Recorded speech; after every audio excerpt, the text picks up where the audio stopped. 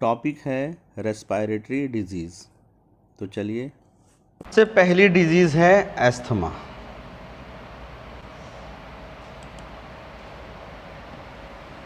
सबसे पहली डिजीज़ क्या है आपकी?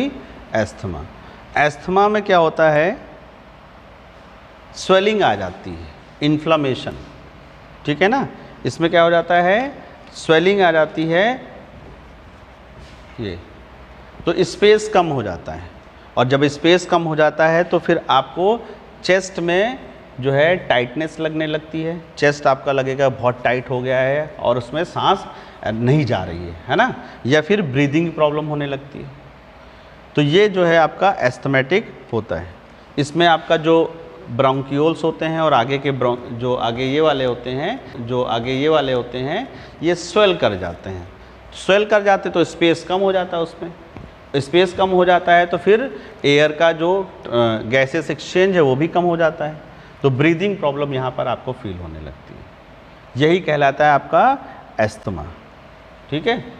इसमें सिर्फ और सिर्फ क्या हो रहा है? स्वेलिंग आ रही है, और ये स्वेलिंग किसी भी इन्फेक्शन की वजह से आ सकती है। तो कहते हैं ना, लंग्स में इन्फेक्शन हो गया और इनको एस्थमा हो गया, तो वो इन्फेक्शन जब तक ख़त्म नहीं होगा तब तक आपको इसी तरीके से।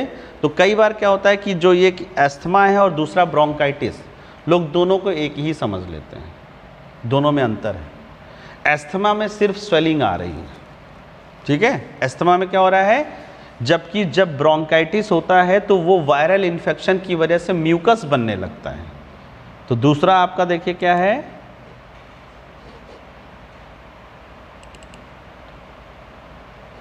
ब्रोंकाइटिस। इसमें स्वेलिंग नहीं आई है, वायरल इन्फेक्शन। जैसे जुकाम हुआ आपको, तो जुकाम तो वायरस से ही होता है, तो जुकाम के वायरल इन्फेक्शन की वजह से आपका जो है, जो ब्रोंकियोल्स ट्यूब होती हैं उसके अंदर म्यूकस भर जाता है, तो एयर के लिए स्पेस नहीं बचता है, गैसेस एक्सचेंज नहीं होता है, तो इसमें भी आपको सांस लेने में दिक्कत होती है। लेकिन ये क्योरेबल है, ये ऑटोमेटिक क्योर हो जाता है। जैसे ही वायरस का इन्फेक्शन ख़त्म होगा, आपका जुकाम ख़त्म होगा, वैसे ही फिर सांस भी अच्छे से आने लगती है। लेकिन कभी कभार होता है ना कि बहुत दिनों तक फिर खांसी आती है। एक बार बहुत लोगों को जुकाम ऐसे होता है, उनका जुकाम खतरनाक, जो ब्रोंकियाइटिस अगर किसी को होता है तो ये नॉर्मल जुकाम के समय हो जाता है आपको, और जुकाम होने के बाद जुकाम तो सही हो गया, अब आपके लंग्स में जो म्यूकस बन गया है उसकी वजह से आपको हमेशा ड्राइनेस फील होगी और लगातार खांसी आती रहेगी। जी, तो सर्दियों के मौसम में जब आप लोग घर में रूम में जो जलाते हैं वो ब्लोवर, तो रूम में ब्लोवर कभी मत जलाइए। रूम में जो ब्लोवर आप जलाते हैं वो आपके रूम के मॉइस्चर को ख़त्म कर देता है। तो रूम में जब ब्लोवर जलाइए तो उसके सामने कप में एक पानी भर के रख दिया करिए, ताकि वो जो मॉइस्चर ख़त्म हो रहा है और उसकी वजह से जो आपकी खांसी की तकलीफ़ है ना, ये बढ़ जाती है। जी, क्योंकि जैसे आपके गले में यहाँ पर हल्का सा भी कुछ भी फील होगा तो आपकी बॉडी को लगेगा कि कोई गड़बड़ चीज़ जा रही है, वो तो तुरंत लंग्स से कहेगी खांसी है ना। तो ये इसमें यही होता है। तो ब्रोंकाइटिस ज़्यादातर जुकाम या कोल्ड होने के बाद जो है आपके लंग्स के एल्वुलस में क्या हो जाता है? म्यूकस भर जाता है। और सेम यही चीज़ कोविड वाला करता है, वायरस। कोविड का वायरस एक तरह से कैसा है? जुकाम का ही तो वायरस है कहा जाता है, और वो इतना ज़्यादा म्यूकस आपके लंग्स में बना देता है कि सांस ही नहीं आती है, और आपका उंगलियों में लगा ऑक्सीजन लेवल चेक किया जाता है ना। चेक किया जाता है कि नहीं किया जाता है, और वो 85 से कम हो जाता है तो फिर तो उसमें दिक्कत यह है कि अब कहाँ से अलग से दे? लंग्स में तो म्यूकस भर गया, लंग्स का म्यूकस जब तक नहीं निकलेगा तब तक कैसे काम चलेगा? तो कोविड का वायरस यही करता है, ये जान लीजिए। वो एक जुकाम का ही वायरस है, लेकिन नॉर्मल जुकाम के वायरस क्या होता है कि थोड़े बहुत पार्ट में किया और धीरे धीरे वो भी ख़त्म हो जाता है। लेकिन अगर एकदम से ही पूरे चेस्ट में एकदम से म्यूकस भर जाए पूरे के पूरे लंग्स में, तो सांस लेना मुश्किल हो जाता है। तो कोविड का वायरस और कुछ नहीं है, वो यही करता है। ब्रोंकाइटिस, हार्मफुल ब्रोंकाइटिस आपके अंदर बना देता है, और म्यूकस बनने की वजह से अब यहाँ पर जो अंदर लाइनिंग है, यहाँ गैसेस एक्सचेंज होना है, उसकी जगह पे ये भरा हुआ है। ये है आपका। तो दूसरी आपकी कौन सी डिजीज हो जाती है इससे? ब्रोंकाइटिस। थर्ड देखिए, तो ब्रोंकाइटिस वायरल इन्फेक्शन से होता है, ठीक है, और इसमें म्यूकस बनता है। लेकिन जो एस्थमा होता है उसमें आपकी जो ब्रोंक्यूल्स होती है उसमें स्वेलिंग आती है। दोनों में अंतर हो गया है ना।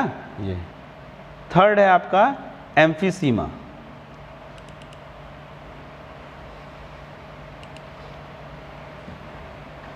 ये जो लोग स्मोकिंग वगैरह करते हैं उनमें बीमारी होती है। और इसमें क्या होता है कि जो आपकी एल्वियोल्स की जो इनर लाइनिंग है वो लाइनिंग ही डैमेज हो जाती है, जिससे गैसेस एक्सचेंज करना होता है और धीरे धीरे आपका लंग्स पूरा खराब होता चला जाता है। इसको एम्फीसीमा कहते हैं। तो एम्फीसीमा उन्हीं लोग को होती है जो लोग स्मोकिंग वगैरह बहुत ज़्यादा करते हैं। तो यहाँ पर कोई वायरल इन्फेक्शन नहीं है, कोई स्वेलिंग नहीं है। इस वाले में केवल क्या हो रहा है? इस वाले में सिर्फ ये हो रहा है कि आपकी स्मोकिंग से ये जो लाइनिंग है, जो एल्वियुलर सैक है, उसकी लाइनिंग रैप्चर हो जाती है, वीक हो जाती है और उसके ऊपर आपका जो है निकोटीन और दुनिया शुरू हो जाता है। तो वो है एम्फाइसीमा। स्मोकिंग करने से आपके एल्वियुलर सैक ही नष्ट हो जाते हैं। ये है आपके एल्वियुलर सैक, जरा देख लीजिए। और भी बहुत ये आपका एल्वियुलर सैक है, ये खत्म है ना। अब सोचिए जिसने जिसने सिगरेट पी हो ये आपका एल्वियुलर सैक।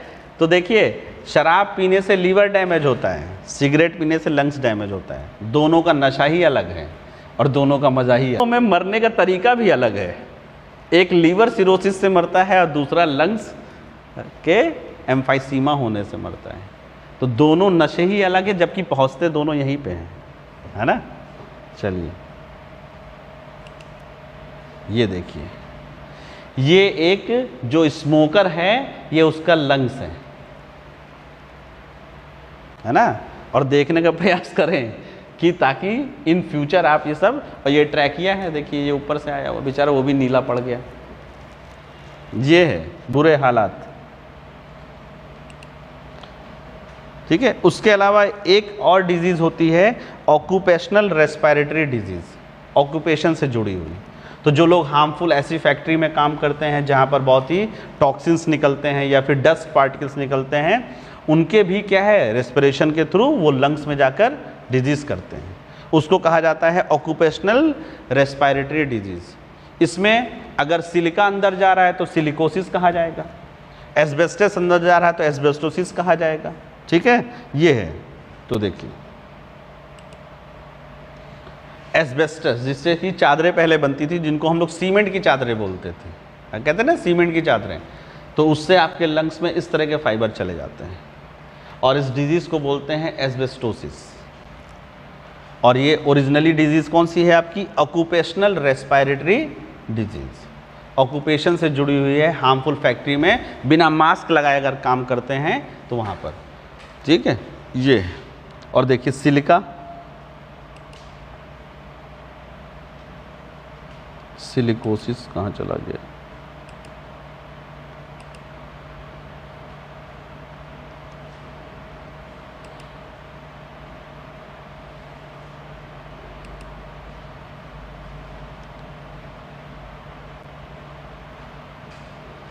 सिलिकोसिस में भी लंग्स आपका ऐसे हो जाता है, सिलिका पूरे तरीके से आपके लंग्स में जम जाती है, ये जान लीजिए।